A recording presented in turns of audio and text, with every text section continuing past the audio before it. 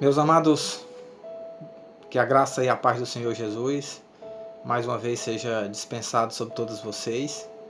Nós esperamos que os irmãos estejam desfrutando da misericórdia do Senhor, do favor do Senhor, e que também os irmãos estejam descansando no Senhor, porque de veras o Senhor nosso Deus, Ele é o nosso refúgio, o nosso socorro, a nossa fortaleza em todo o tempo, principalmente nas épocas de dificuldades. E nesta hora nós queremos compartilhar mais uma porção da palavra de Deus com os amados. E a nossa esperança é que a palavra de Deus, a cada dia, a cada momento que nos encontrarmos com ela, que ela venha nos dar o sustento necessário, que ela venha nos oferecer o abrigo seguro, a solução certa para os nossos problemas e para os nossos dilemas, tá certo? Eu te convido a orar à medida que você estiver tomando contato com esse vídeo, com essa palavra. Faça uma oração inicial e peça a graça do Senhor. Eu já fiz a minha oração nesse momento.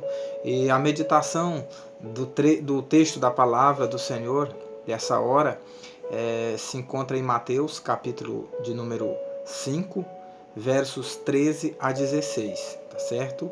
Mateus 5, do 13 ao 16, um texto bem conhecido que diz o seguinte: Vós sois o sal da terra.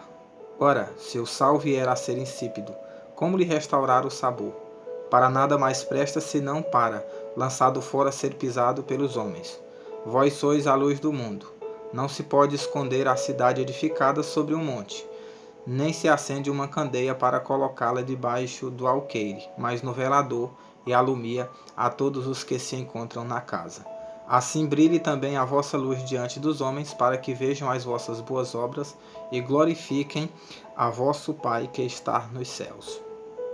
Olha só a instrução de Jesus para os seus discípulos aqui no Sermão do Monte. O propósito dessa instrução, dessa palavra, é que os seus discípulos eles pudessem viver de tal maneira que o nome do Senhor viesse a ser glorificado, que o Pai viesse a ser glorificado através do comportamento, através das atitudes, das boas obras dos seus discípulos. E esta é a vontade do Senhor para nós. Esta é a vontade do Senhor para todo o seu povo. E aqui Jesus ele nos ensina e nos mostra que nós devemos ser o sal da terra e a luz do mundo. Por que Jesus deu essas instruções? Quando ele deu essas instruções?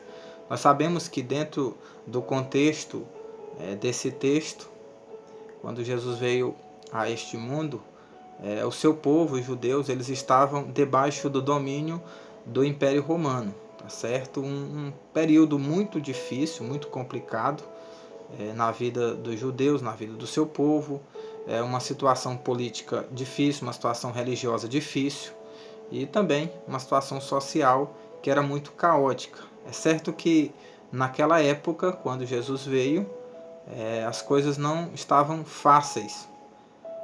Se hoje nós vivemos num tempo difícil, mas saiba que naquela época também as coisas não eram fáceis, eram difíceis, eram tempos de trevas, tempos de dificuldade. É tanto que aqui em Mateus capítulo 4 você vai encontrar o autor dizendo que quando Jesus chegou nas regiões da Galileia, ali se cumpriu a profecia, dizendo que o povo que estava em treva, na escuridão, sobre eles surgiu a luz, brilhou a luz. E quando Jesus fala da necessidade de sermos luz aqui, Jesus estava dizendo para os discípulos que naquela situação difícil, aquele tempo de trevas, esse mundo de trevas, aonde eles viviam, aonde nós vivemos, nós devemos ser luz e nós devemos fazer a diferença. O nosso tempo hoje, ele é um tempo complicado, difícil, nós temos aí muitas crises, muitas dificuldades no meio social que nós vivemos. Nós temos aí a crise epidemiológica que tem se alastrado, problemas de saúde diversos, nós temos problemas financeiros, nós temos problemas políticos, nós temos muitas convulsões sociais, nós temos aí muitas situações que elas não são tão favoráveis. E todo esse contexto onde nós estamos inseridos, isso termina também influenciando as nossas vidas, termina muitas vezes formando em nós uma opinião, um conceito de vida um tanto quanto equivocado. E como nós já falamos em outras mensagens, nós corremos o risco de ser enganado pelo nosso tempo. Por isso que a palavra diz que nós não devemos ser insensatos, mas nós devemos procurar compreender qual é a vontade do Senhor. Precisamos pedir ao Senhor sabedoria para conhecer esse tempo, remindo o tempo, aproveitando o tempo, porque os dias são maus. Na época do Novo Testamento, na época de Cristo, os tempos eram difíceis, eram dias maus. Imagine hoje, imagine depois de quase 2000 anos, imagine só o tempo que nós estamos vivendo, como esse tempo ele piorou. Portanto, é nessa situação, é nesse contexto que nós devemos fazer a diferença. É nesse contexto que nós devemos brilhar. É nesse contexto que nós devemos pensar biblicamente e não deixar que a nossa mente, o nosso coração, as nossas ideias, elas sejam sabotadas por este mundo, pela influência do pecado, pela influência das pessoas que não conhecem a Deus. E aqui Jesus ele veio exatamente numa situação como essa, onde as pessoas viviam manipuladas pela religião, onde as pessoas viviam manipuladas pelo império, pelo poder que estava sobre eles, tá certo? Elas não tinham vontade própria, elas não tinham uma vontade livre. Elas eram escravas tanto do pecado, quanto da religião, quanto da política, de todos aqueles que eram superiores. E Jesus ele veio exatamente para libertar. Jesus veio exatamente para trazer consolo. É tanto que ele começa o discurso do Sermão do Monte na plataforma do sofrimento das pessoas. Ele diz: bem-aventurados os pobres de espírito, bem-aventurados os que choram, os que têm fome e sede de justiça, os que sofrem perseguições. Jesus estava falando para pessoas que estavam sofrendo profundamente.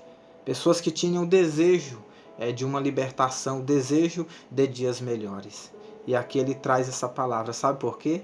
Porque ele se colocou para o pobre como a maior e melhor riqueza.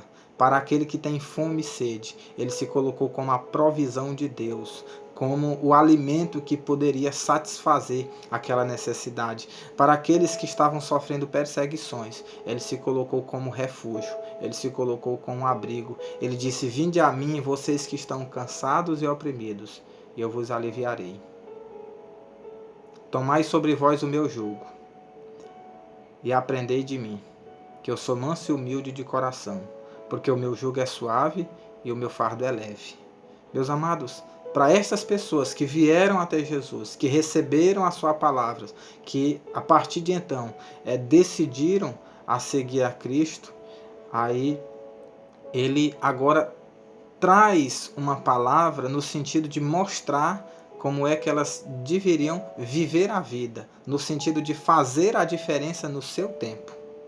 E é aqui que eu, de fato, quero trazer essa palavra como uma palavra prática para a nossa vida. Porque nós ouvimos o Evangelho, nós entregamos a vida a Cristo. E se você que está tendo contato, está podendo ouvir, assistir essa mensagem, ainda não entregou a sua vida a Cristo, você tem a oportunidade de fazer isso. Você deve fazer isso. Você que está sofrendo, Jesus é a solução para o teu sofrimento. Você que está com medo, Jesus é a força que você precisa para enfrentar o medo, a vida, os problemas. Jesus, ele é a única solução para todos os males que você está enfrentando na sua vida, tá certo? Então eu te chamo para você meditar nessa palavra de Mateus capítulo 5, 6 e 7, é o sermão completo. Nós só queremos trabalhar alguns detalhes dessa mensagem, não temos como abordar toda ela, mas no sentido de dizer para você que nos ouve nesse momento que o Senhor, ele tem uma forma correta para nós, o ensino correto para as nossas vidas, que hoje nós somos discípulos. Hoje nós precisamos ser a diferença que esse mundo precisa. Hoje nós precisamos levar a luz para esse mundo que vive em trevas. Hoje nós precisamos levar a verdade para esse mundo que não sabe em quem acreditar. Não sabe se acredita nas autoridades, não sabe se acredita nas pessoas, não sabe se pode confiar nas informações midiáticas, nas informações da internet. Tem muitas mentiras, tem muitos enganos, tem muito fingimento. Então nós precisamos ser essa diferença que o mundo tanto precisa, que o mundo tanto espera. E onde é que nós vamos encontrar essa diferença? Onde é que nós vamos encontrar esta forma correta de vida, que vai influenciar, que vai impactar, que vai se tornar como luz nas trevas, como sal para temperar, como sal que vai trazer o sabor? Onde é que nós vamos encontrar? Na palavra do Senhor. Saiba que cada discípulo de Cristo tem a responsabilidade com este mundo, com as pessoas. E nós devemos exercer a influência do Evangelho. Nós temos um papel neste mundo. E nós devemos olhar e considerar o que a palavra do Senhor fala. Porque nós aceitamos o chamado, nós ouvimos a palavra do Senhor. Nós entregamos a nossa vida a Cristo. E nós precisamos agora aprender qual é a forma correta que nós devemos adotar para a nossa vida, a forma correta que vai glorificar a Deus, que vai adorar a Deus, a forma correta que vai contrastar com a maneira que nós tínhamos na vida pregressa, na vida antes de Cristo, naquela vida de tanto sofrimento, de tanta dificuldade. Não quer dizer que hoje a gente não esteja sofrendo, mas hoje nós estamos num outro contexto. Hoje nós temos esperança. Se nós sofremos fome, nós temos a certeza que essa fome ela vai ser saciada. Se nós sofremos necessidade, nós temos certeza que essa necessidade vai ser suprida. Se nós temos sede de justiça, nós temos certeza que a justiça será feita pelo Senhor. Se nós estamos sendo perseguidos por alguma situação, nós temos certeza que o Senhor é o nosso refúgio. Se nós choramos por conta dos problemas, das dores dessa vida, nós temos a certeza absoluta que nós seremos consolados. Consolados pela palavra, consolados pelo Espírito Santo, consolados pelo próprio Senhor. Porque a palavra diz que lá não haverá choro, lá não haverá sofrimento. Então, com certeza, tudo o que nós estamos passando de sofrimento, de dificuldade, tudo isso aqui é passageiro. Tudo isso aqui vai ficar neste mundo. Quando nós adentrarmos as portas celestiais, ali não haverá sofrimento, ali não haverá lágrimas, ali não haverá nenhuma dificuldade, ali nós seremos felizes, ali nós seremos satisfeitos, ali nós seremos plenamente realizados. Portanto, há uma esperança.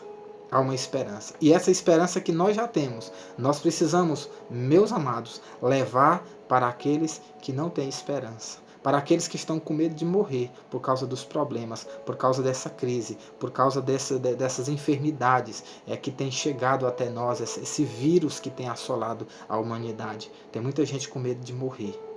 Elas precisam de esperança. E você tem que fazer a diferença na vida dela, sendo sal, sendo luz. Eu gostaria de destacar nesse texto, Mateus 5-7, algumas coisas interessantes. Primeiro dizendo que a palavra de Deus é o nosso código de ética, o padrão de conduta do cristão. A palavra de Deus.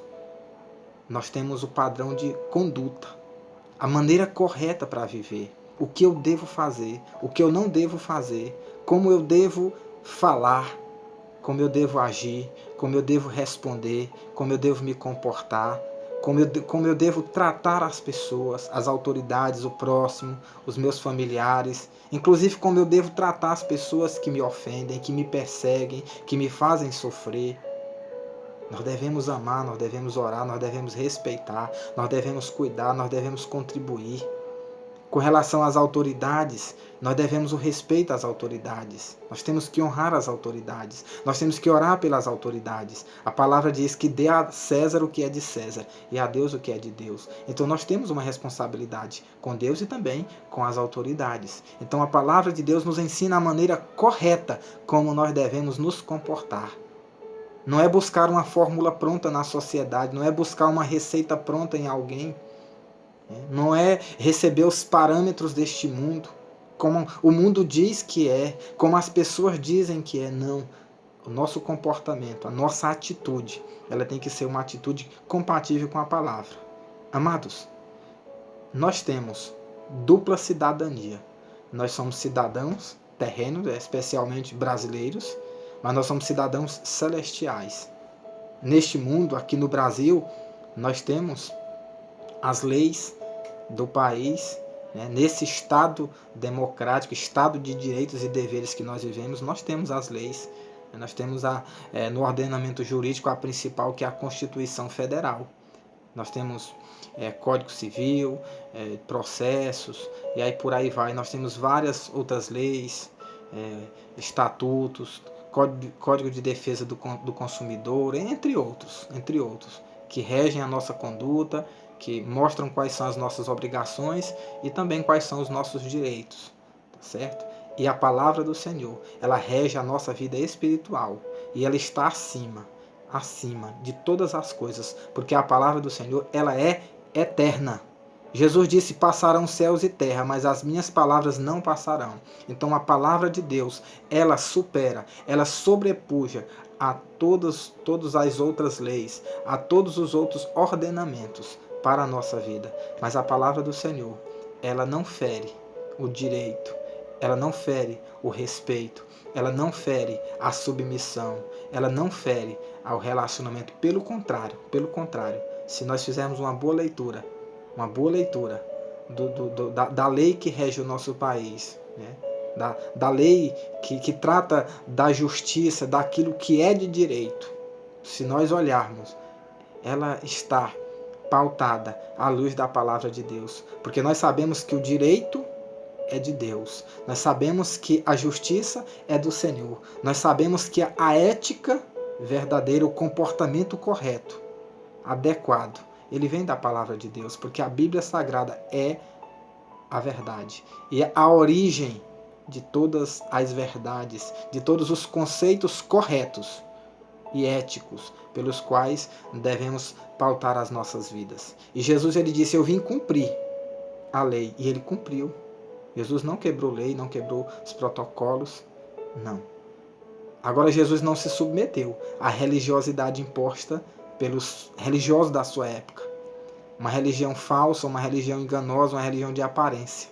Ele não se submeteu. Pelo contrário, ele viveu diferente. Ele fez a diferença. Ele foi luz na vida daquelas pessoas que eram enganadas pela religião. E é isso que o Senhor Jesus está fazendo com essa palavra hoje na nossa vida, como ele fez na vida dos seus discípulos. Ele lançou luz naqueles corações. Ele lançou sal naquelas vidas que não tinham sabor, que não tinham sentido, que não tinham uma direção. Ele trouxe a solução para aquelas pessoas. Portanto, querido, a palavra de Deus, ela deve pautar, ela deve conduzir, ela é o padrão para a sua vida e para a nossa vida, tá certo? Ela diz, nós temos a referência de 2 Timóteo 3,16, que diz que toda a escritura é inspirada por Deus e útil para o ensino, para a repreensão, para a correção e para a instrução na justiça, para que o homem de Deus seja apto e plenamente preparado para toda boa obra. Então a palavra de Deus, ela tem a instrução correta para a nossa vida.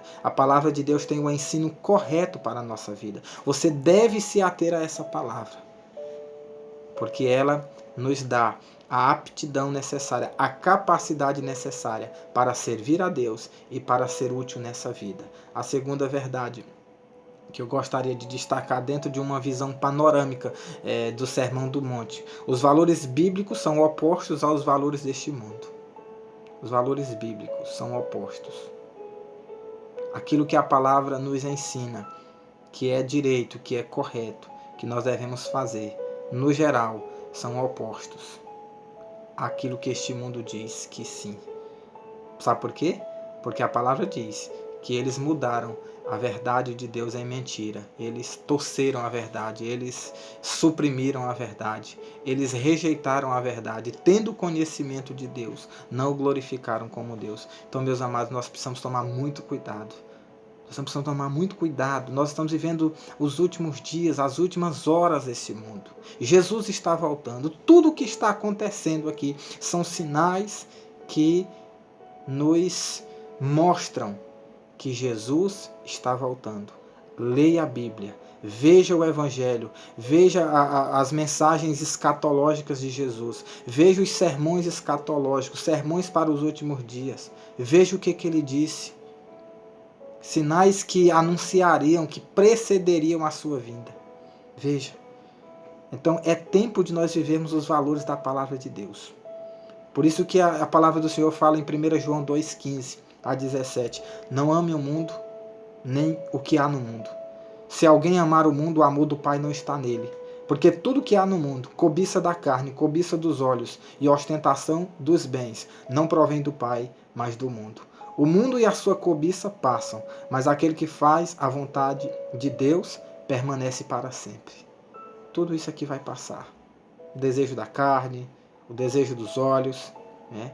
E a ostentação da vida, querer se aparecer, né? Querer mostrar que tem, querer mostrar que é. Nada. Isso é tolice, é ilusão. Pra quê? Pra quê? Deixa eu te fazer uma pergunta nesse momento. Eu tenho certeza que você já conheceu alguém bem rico, bem abastado, com um poder aquisitivo bem alto, pessoa de muitos bens, né, que já morreu.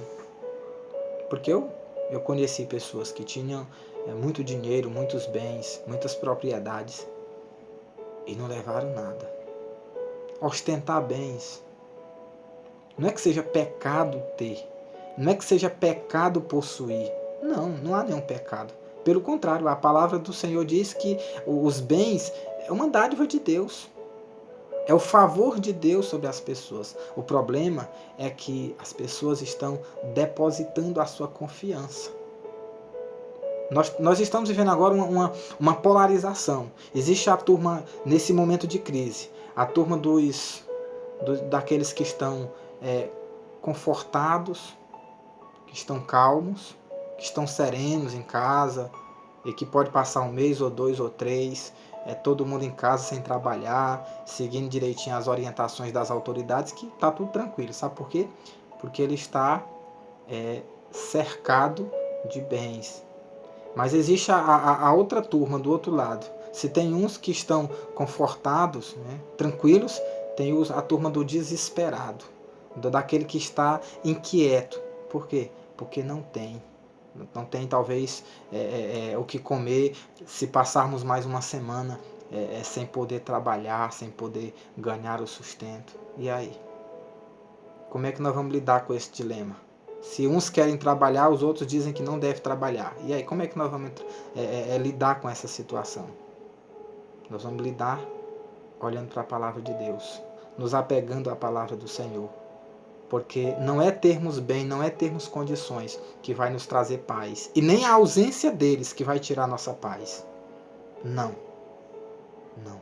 Nem só de pão viverá o homem, mas de toda a palavra que sai da boca de Deus. Não te deixarei, não te abandonarei, diz o Senhor. Ei, nós é que abandonamos o Senhor por causa das coisas desta vida. Porque nós queremos ostentar, porque nós somos cobiçosos. Mas ninguém pode servir a 2 senhores. Está aqui no Sermão do Monte. Ou agrada um, ou agrada o outro. Ninguém pode servir a Deus e às riquezas. Não. Nós temos que tomar cuidado. Porque a lâmpada do nosso corpo são os nossos olhos. Tem que tomar cuidado para que os nossos olhos não sejam trevas. Tem que tomar cuidado para que os seus olhos não estejam contemplando apenas o pecado, a vaidade, aquilo que é mal aos olhos do Senhor. Tem que tomar cuidado para a gente não estar desejando aquilo que não nos pertence, aquilo que não é para nós, aquilo que não foi dado, aquilo que não é lícito para nós. Nós temos que tomar cuidado. Parar de cobiça, parar de querer ter aquilo que Deus não vai dar para a gente. Porque não é para nós. Nós temos que tomar muito cuidado. Cuidado. Valores. Seja fiel a Deus. Seja fiel à sua família. Não adultere. Não cobice. Não deseje mal com os seus olhos. Não deseje. Porque aquilo que está aqui entra pelos olhos. E vai, cuidado, vigie, vigie. Peça ao Senhor para purificar. Peça ao Senhor para colocar colírio nos teus olhos. Enxerga o Evangelho, enxerga a palavra de Deus, enxerga a verdade. Né? Se apega, se debruça na palavra. E para com essa atitude de desespero, de querer ter. Eu só vou estar bem se eu tiver as coisas. Para com isso. Para com isso. Para com isso. Tenha um comportamento bíblico. Tenha um comportamento adequado à palavra de Deus. O mundo vai passar. Tudo isso aí vai passar. Se você observar os cristãos primitivos, eles tinham muitas necessidades. Era tão complicado em Atos que aqueles que tinham condições vendiam propriedades, vendiam algumas coisas e juntavam recursos para sustentar aqueles que não tinham condições. Foi muito difícil. A igreja de Jerusalém, o tempo em que ela viveu, um tempo difícil, de fome, de necessidade, um tempo de muita perseguição. O lastro, certo? A plataforma onde o evangelho aconteceu, onde o evangelho foi escrito, onde o evangelho foi anunciado a este mundo, o palco foi um palco de sofrimento, de caos, de muita perseguição, de sacrifícios. E aí está aqui nós, queremos um evangelho fácil, um evangelho só de bem-aventuranças. Eu sou bem-aventurado porque eu não vou sofrer. Eu sou bem-aventurado porque eu tenho tudo que eu preciso e muito mais. Não. As bem-aventuranças, Jesus disse para aqueles que estavam necessitados. Necessitados. Então, querido, saiba que você tem uma necessidade maior do que a necessidade material. Você tem a necessidade espiritual. Você tem a necessidade da palavra. Você tem a necessidade de orar. Você tem a necessidade da justiça de Deus, do cuidado de Deus. Isso sim você necessita. Não são as coisas dessa vida que não vão resolver nossos problemas, não. Pelo contrário, nós estamos tendo muita dor de cabeça com essa vida, com tanta dificuldade. Mas se volte para a palavra do Senhor. Faça a vontade de Deus, que você vai viver eternamente. E por último, eu quero destacar que nós devemos praticar uma fé bíblica. A fé que nós professamos deve ser bíblica, uma fé viva e eficaz, não uma fé fictícia e superficial. Aqui você observa, nós temos aqui algumas referências, certo? Mateus 6, ele orienta sobre a prática da justiça, que nós não devemos exercer para chamar a atenção das pessoas, fazer as coisas para os outros verem que nós estamos fazendo. Eu vou fazer alguma coisa para as pessoas verem que eu tenho um coração bom. Não, nós não temos que mostrar para ninguém que nós temos um coração bom. Aliás, o nosso coração não é bom. Alguma coisa que a gente faz de bom é por causa da misericórdia do Senhor. Quando der esmolas, não faça isso em público. Faça isso de maneira reservada. Mateus 6 fala sobre isso. Faça reservado. Não publique, não professe. Não precisa fazer uma selfie.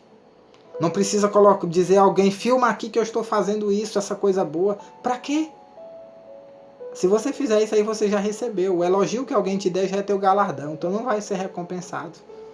Ele diz, quando você orar, vai para o teu quarto. Vai orar o teu pai. Só você e Deus.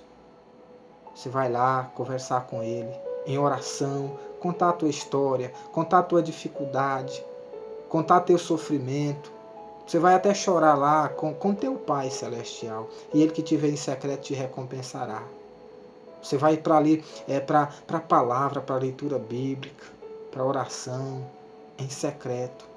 Você está buscando a justiça de Deus, buscando a glória de Deus para a sua vida, e não glória de homens, e não reconhecimento humano. Busque em Deus. Busque em Deus. Se volte para Ele.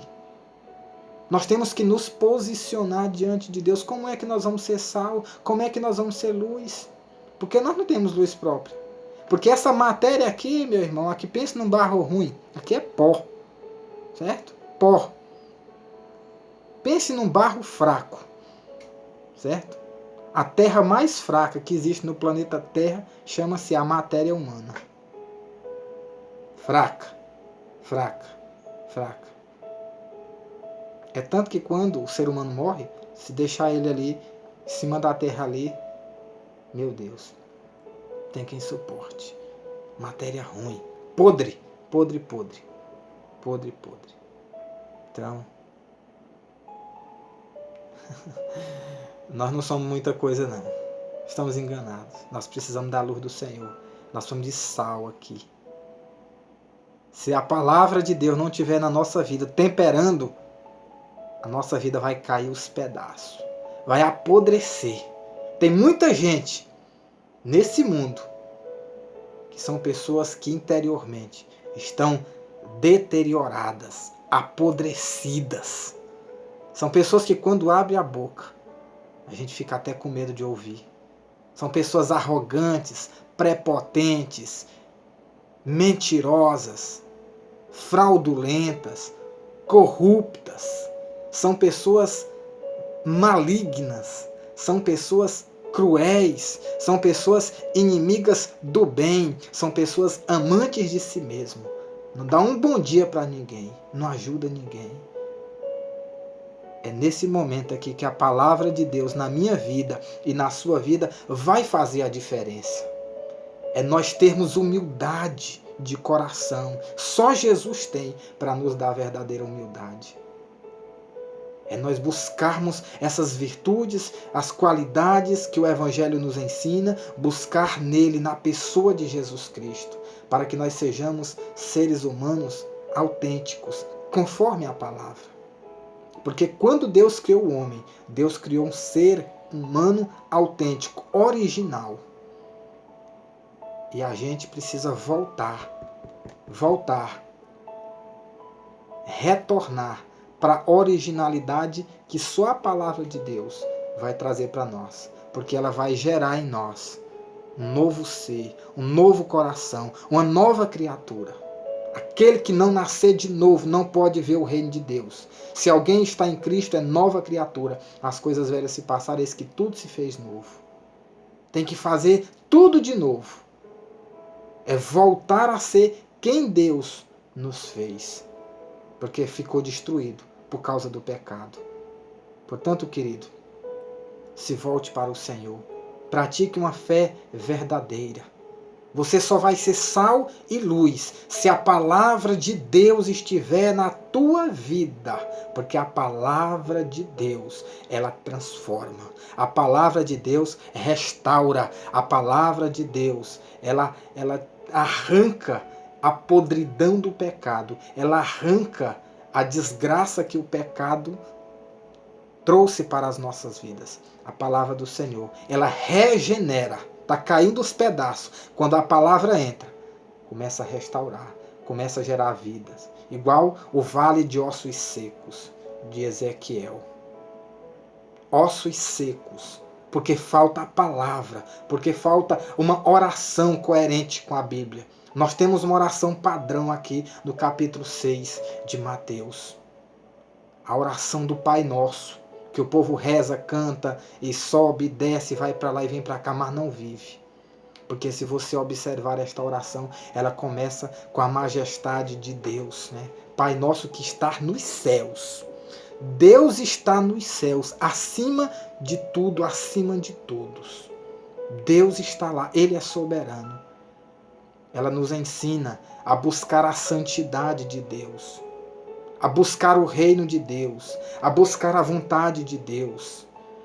Esta oração nos faz entender que Deus, Ele é o provedor das nossas vidas, porque é quem nos dá o pão de cada dia. Ei, o teu café, o teu almoço, a tua janta, foi o Senhor que te deu. Deixa de ser ingrato, agradeça. Vai orar agradecendo. Reconheça o que Deus tem feito na tua vida. A oração do Pai Nosso, ela nos mostra a graça de Deus.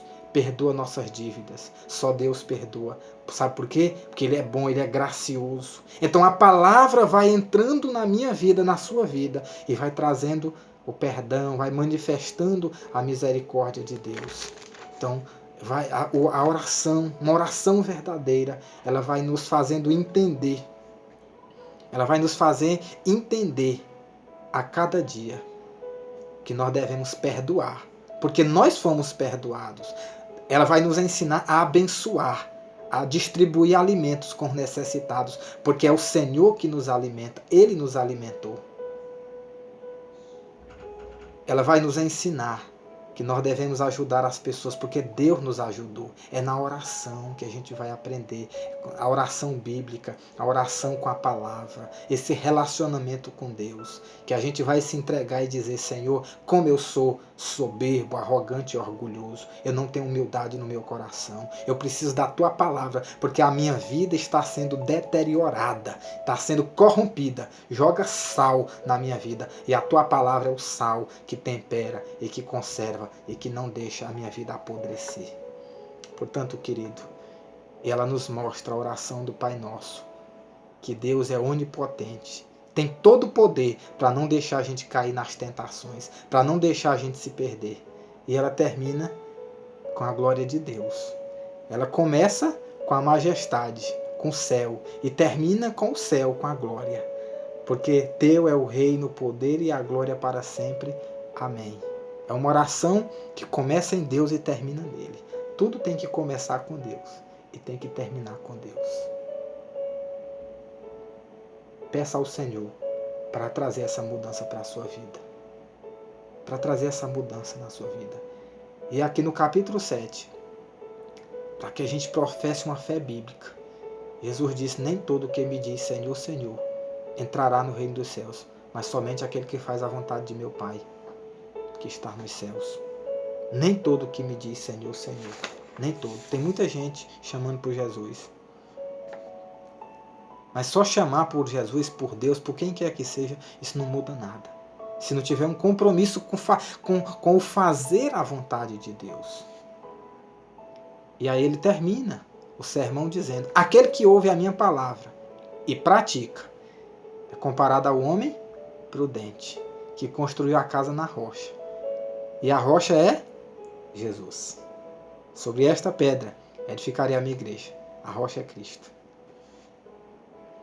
Os vendavais virão agora. Está uma tempestade grande, né? Esse tempo que nós estamos vivendo. Turbulência. Muita dificuldade. Parece que o mundo vai acabar. Parece que o apocalipse chegou. Só que não chegou ainda não. Parece, né? Mas quem tem a casa na rocha continua lá. Vem a chuva, o vento, mas ela continua lá. Agora aquele que ouve não pratica. A palavra chama ele de insensato, tolo, sem juízo, que constrói a casa na areia. Não vai suportar. Não vai suportar. Ei, deixa eu te dizer uma coisa aqui pra gente fechar. Sabe por que Deus permite essas crises? É uma situação de crise, é uma situação de desequilíbrio. É uma situação ali de descontrole. É como quem vai em um carro, dirigindo um carro em alta velocidade, e aí tem uma curva ali, certo? Ou de repente ele vai e atravessa um animal, um obstáculo, e ele precisa ali fazer um movimento brusco, e de repente ele perde o controle. E o carro começa a bambear, o carro começa a variar em cima da estrada, até que muitas vezes desce o barranco e tomba. Certo? Então essas crises são esses momentos de desequilíbrio que a gente vai para lá e vem para cá, é jogado para lá e para cá, pelas ondas, certo? O mar revoltoso, o mar tempestuoso. Nós estamos navegando em águas perigosas. Mas aqui a palavra do Senhor diz que o tolo, ele vai afundar. Quem não pratica a palavra, vai afundar. Se você não praticar a palavra, se você não tiver um relacionamento com Deus, é que você pode aprender aqui, Mateus 5, 6 e 7, Sermão do Monte. Se você não aprender um relacionamento correto com Deus, você vai afundar. Talvez seja agora. Eu não estou jogando praga. Estou apenas te alertando. Como servo de Deus, a tua vida vai afundar. Tem muitos que vão se quebrar. tem outros que já estão quebrados. Mas aquele que pratica a palavra de Deus, que tem a palavra de Deus, que vive com Deus em obediência, não vai afundar. Não vai. Vai navegar por cima das ondas. E se não der para navegar, a gente vai caminhar por cima delas, em nome de Jesus. Eu creio. Estou lutando por isso. E você? O que você está fazendo da sua vida? Eu quero te chamar para essa palavra aqui. Seja sal, seja luz. Para que você seja sal e que você seja luz, você precisa da palavra. Porque afinal de contas, a palavra de Deus é o diferencial na nossa vida. A luz de Cristo. Jesus diz, eu sou a luz do mundo. A luz de Cristo é a luz que vai, através da nossa vida, refletir. Vai refletir lá fora. É Cristo em nós. É Cristo em nós que vai brilhar, que vai se manifestar. As nossas boas obras é Cristo em nós, que o mundo poderá ver. Cristo em nós. E o mundo poderá glorificar a Deus e se entregar nas mãos dele. Portanto, nesse tempo que você está vivendo, na sua família, no meio dos seus, faça a diferença. Comece em sua casa, no seu casamento, no seu relacionamento com seus filhos, no seu local de trabalho, na sociedade que você está inserida. De alguma forma, seja sal, seja luz, em nome de Jesus. Deus abençoe, um beijo no seu coração e até breve. Se fortalece na palavra de Deus. Leia a Bíblia diariamente, ore diariamente, se entregue ao Senhor. Levante a cabeça, confia no Senhor. A tempestade, ela vem só para mostrar quem está firmado na rocha e quem está firmado na areia. Ela vem e ela mostra. Quem está na rocha, continua de pé. Quem está na areia, vai ser levado. Onde é que você está? Deus te abençoe e te guarde. Em nome de Jesus.